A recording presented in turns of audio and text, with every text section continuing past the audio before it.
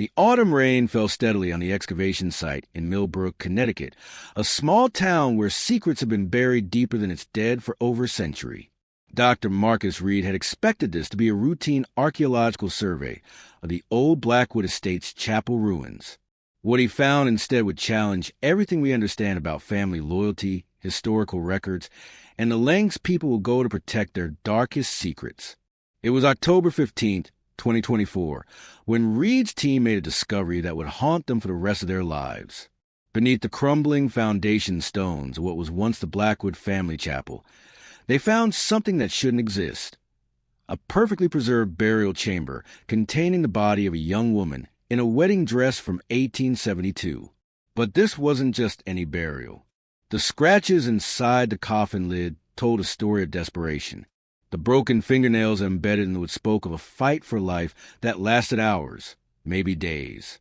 And the expression frozen on the bride's face revealed a truth so horrifying that it would expose one of the most cruel family conspiracies in American history. This is the story of Eleanor, a woman who was erased from existence, buried alive on what should have been the happiest day of her life. A woman whose name appears in no official records, whose existence was denied by an entire community, but whose voice still echoes from beneath the ground, demanding justice after 152 years of silence. Dr. Marcus Reed had been working in forensic archaeology for 23 years.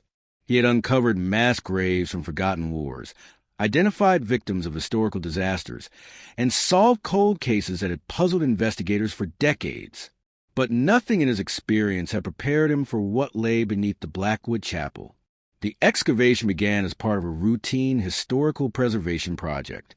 The town of Millbrook was planning to convert the old Blackwood estate into a heritage site, and Reed's team was tasked with documenting any historical artifacts before construction began.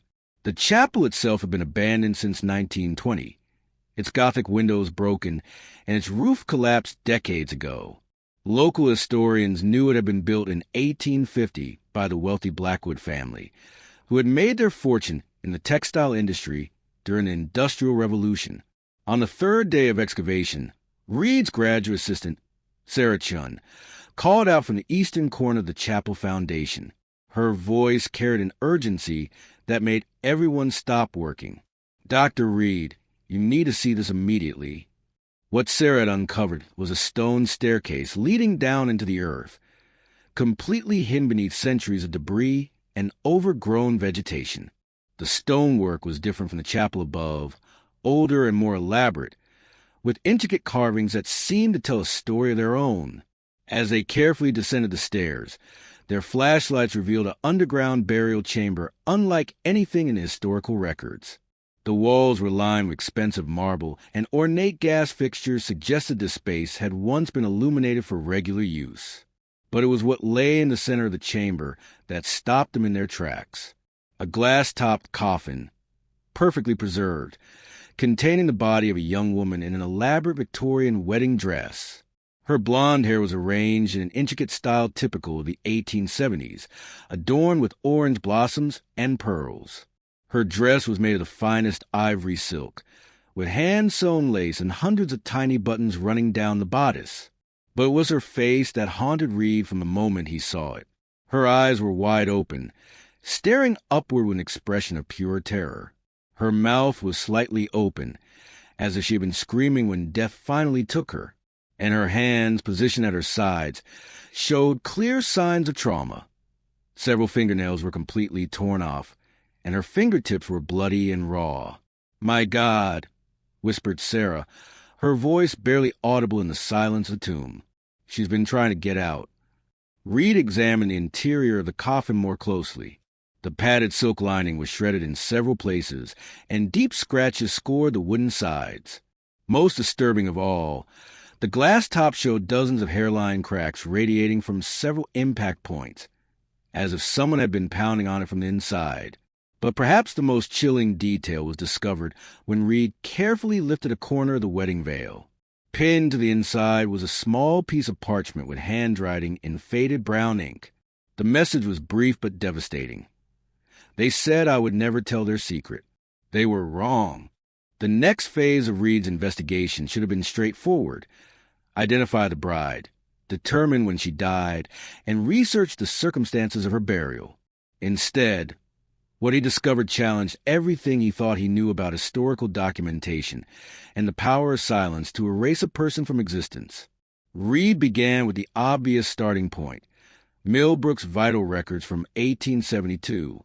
He searched through birth certificates, marriage licenses, and death records, looking for any woman who might match the bride's description and time period. He found nothing. He expanded his search to include the entire county, then the state, then neighboring states. Still nothing. No record of a wedding at the Blackwood Chapel in 1872. No missing person reports. No unexplained deaths of young women in the area. It was as if this woman had never existed.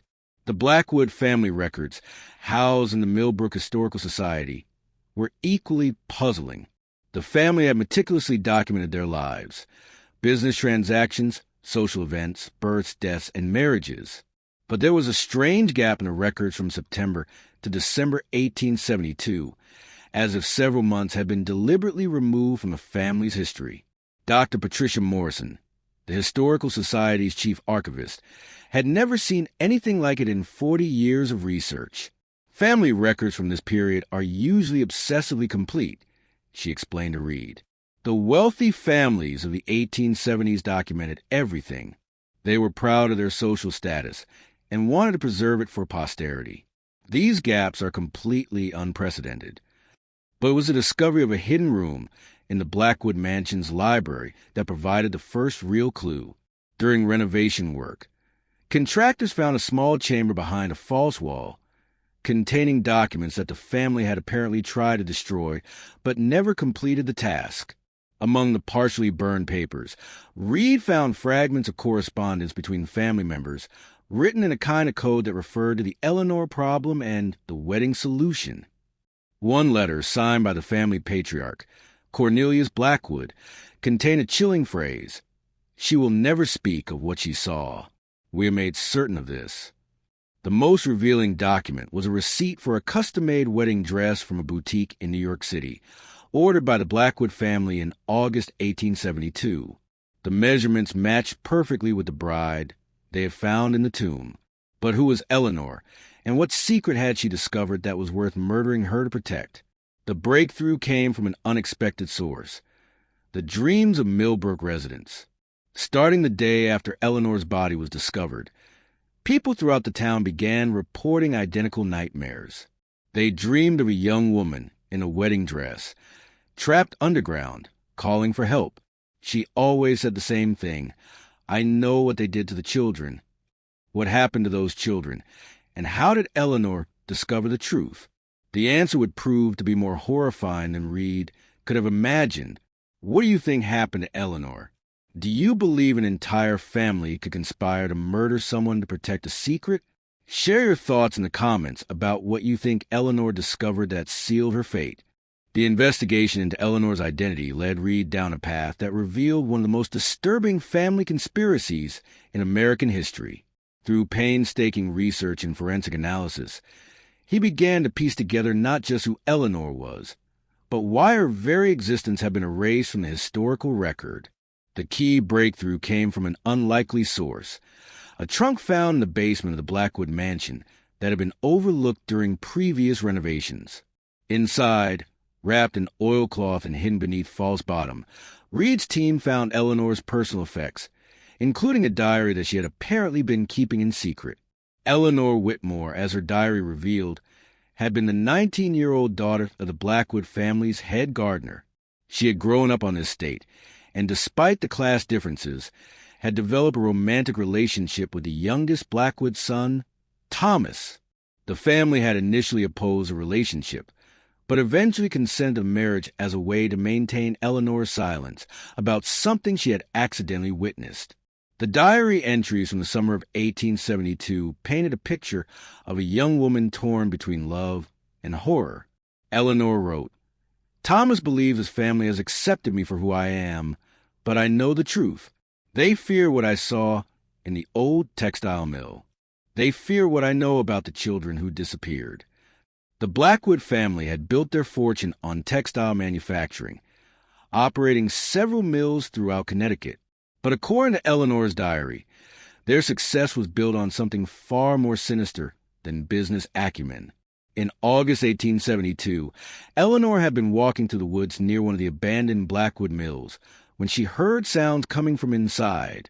When she investigated, she discovered something that would haunt her until her last breath. The mill was being used to house dozens of orphaned children who were being used as forced labor in dangerous conditions. But that wasn't the worst of it.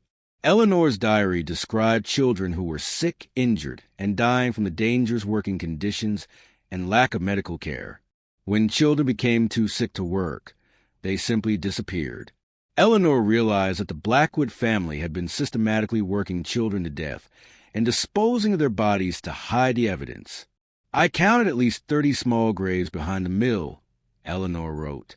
"Some of the markers have names, but most are just numbers.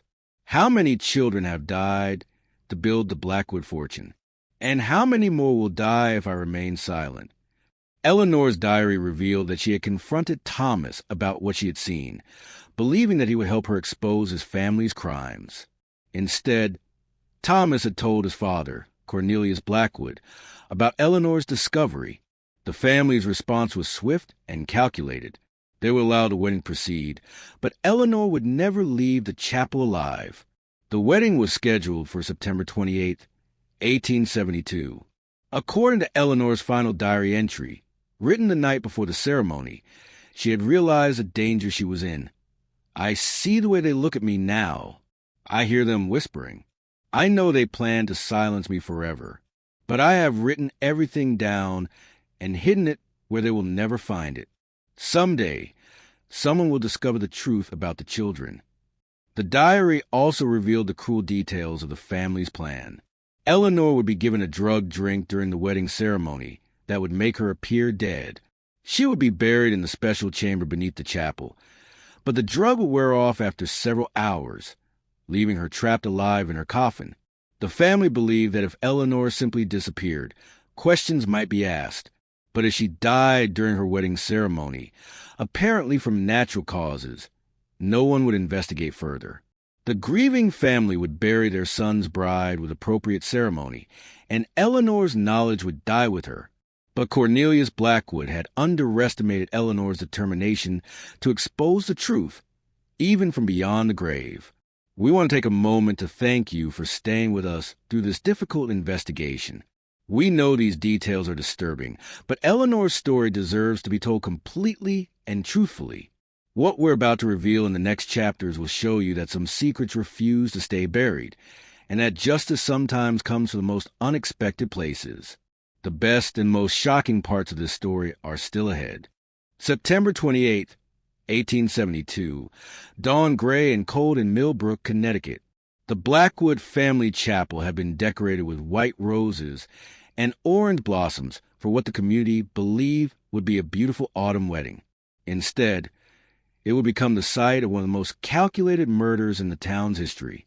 Through Eleanor's diary and previously hidden family correspondence, Reed was able to reconstruct the events of that terrible day in horrifying detail. Eleanor had woken up that morning knowing she was walking into a trap, but she had decided to go through the ceremony anyway. Her final diary entry, written at dawn on her wedding day, revealed her desperate plan. "If I can stay conscious long enough after they drug me, I can leave evidence in the coffin that will someday expose their crimes. I have written everything down and sewn the documents into the lining of my dress. Someone someday will find the truth."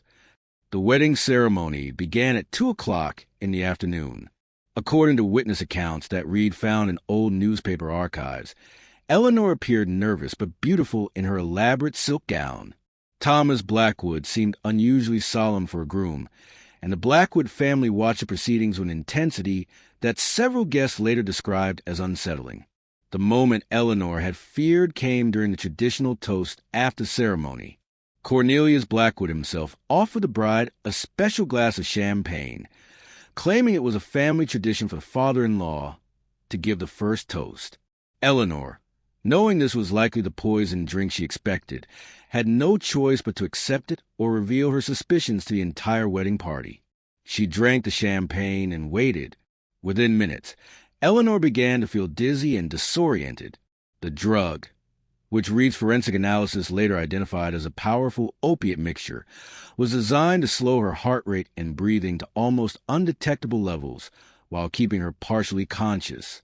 As Eleanor collapsed during what appeared to be a sudden medical emergency, the family's plan unfolded exactly as they had designed it. The local doctor, who was apparently in on the conspiracy, declared Eleanor dead from what he called sudden cardiac failure, a not uncommon occurrence in young women of that era. But Eleanor wasn't dead. She was trapped in her own body, unable to move or speak, but still conscious and aware of everything happening around her. The funeral was held the very next day, with Eleanor's body displayed in the ornate glass-top coffin that had been specially prepared for this purpose. Dozens of community members came to pay their respects to the young bride who had died on her wedding day, never knowing that she could hear every word they said. Thomas Blackwood played his role perfectly, appearing devastated by the loss of his young wife. But according to documents Reed found, Thomas had written to his father that same day, "The deed is done. She will cause us no more trouble." Eleanor was buried in the chamber beneath the chapel in a ceremony attended by the entire Blackwood family and most of the town's prominent citizens. Everyone believed they were laying a tragic young bride to rest. In reality, they were sealing a living woman in her tomb. But the Blackwood family had made a critical error in their calculations. The drug they had used was not as precise as they had believed, and Eleanor began to regain consciousness several hours after being buried. Reed's forensic examination of Eleanor's body and the coffin revealed the horrible truth of her final hours. The scratches inside the coffin, the torn fingernails, and the cracked glass all told the story of a desperate fight for survival that lasted through the night. Hidden in the bustle of Eleanor's wedding dress, exactly where she said it would be, Reed found her final testament, a detailed account of the Blackwood family's crimes, written on silk fabric with a pencil she concealed in her clothing. Even facing death, Eleanor had managed to complete her mission of documenting the truth. But Eleanor's story didn't end with her death. What happened to Blackwood family over the next 150 years would prove that some secrets carry a curse, and that the dead sometimes find ways to claim their justice. The discovery of Eleanor's testimony hidden in her dress led Reed to investigate what happened to the Blackwood family after her murder. What he found was a pattern of tragedy so consistent and so specifically targeted that it seemed to defy natural explanation. The curse began exactly 1 year after Eleanor's death, on September 28, 1873. Thomas Blackwood, Eleanor's murderous husband, was found dead in his bedroom on the anniversary of their wedding. The official cause of death was listed as heart failure, but witnesses reported that his face was frozen in an expression of absolute terror, and his fingernails were torn and bloody, exactly like Eleanor's. Cornelius Blackwood lived for another 10 years, but they were years of escalating torment. According to family letters and diary entries Reed discovered, Cornelius reported being haunted by the sound of scratching coming from beneath the chapel. He claimed to hear a woman's voice calling his name from underground, and several servants quit their positions after reporting sightings of bride in white wandering the estate grounds at night. Cornelius finally met his end in 1883, exactly 11 years after Eleanor's murder. He was found dead in the chapel, lying directly above Eleanor's tomb. His body showed the same signs as his son's: extreme terror and scratched, bloody fingernails. But the curse didn't end with the original conspirators. Over the next century and a half, every male member of the Blackwood family who lived to adulthood died under mysterious circumstances related to marriages or weddings. Reed documented 17 suspicious deaths spanning 5 generations. In 1901, Cornelius's nephew died during his wedding reception when he choked on champagne, the same drink used to poison Eleanor. In 1923, another Blackwood heir died in a car accident while driving to his wedding ceremony. Witnesses said they saw a woman in white standing in the road just before the crash. In 1945, a Blackwood son died of apparent heart failure during his honeymoon. His bride reported that he had been talking in his sleep about the woman in the chapel for weeks before his death. The pattern continued through the decades. Blackwood men would die in connection with their weddings or marriages, always under circumstances that echoed Eleanor's own death or the family's original crimes. But it was the final revelation that made Reed realize the full scope of Eleanor's posthumous justice. The investigation into the children Eleanor had tried to save led Reed to the old textile mill site, now a vacant lot on the outskirts of Millbrook. Ground-penetrating radar revealed exactly what Eleanor's diary had described: a burial ground containing the remains of at least 37 children, ranging in age from 6 to 16. Each grave was marked with a simple number, just as Eleanor had written. Forensic analysis confirmed that the children had died from various causes related to industrial accidents, malnutrition and disease, the direct result of the dangerous working conditions and neglect they had suffered under the Blackwood family's exploitation. The discovery of the children's remains prompted a full investigation that exposed one of the largest child labor scandals in Connecticut's history. The Blackwood family's crimes, hidden for 152 years, were finally brought to light. But perhaps the most chilling discovery came when Reed interviewed the last surviving member of the Blackwood line, James Blackwood, Cornelius's great-great-grandson, who still lived in Millbrook. James, now 73 years old, had never married, claiming that he had been warned in dreams by a woman in white that marriage would mean his death. He had spent his entire adult life researching his family's history, trying to understand the curse that had claimed so many of his relatives. When Reed showed James the evidence of Eleanor's murder and the children's graves, the old man broke down completely. "I always knew," James whispered through his tears. "Every Blackwood man has known, deep down, that our family was cursed. We just never knew why. Now I understand." Eleanor kept her promise. She made sure the truth would eventually come out. 3 days after Reed's interview with James Blackwood, the old man was found dead in his home, apparently from natural causes. But neighbors reported that he had been seen talking to someone in his garden the night before his death, someone they described as a young woman in white who seemed to glow in the moonlight. With James's death, the Blackwood male line ended forever. Eleanor's curse had finally run its course. The story of Eleanor Whitmore and the Blackwood family reminds us that some secrets are too terrible to stay buried forever. Eleanor's determination to expose the truth about the murdered children transcended even death itself, creating a legacy of justice that lasted for over a century and a half.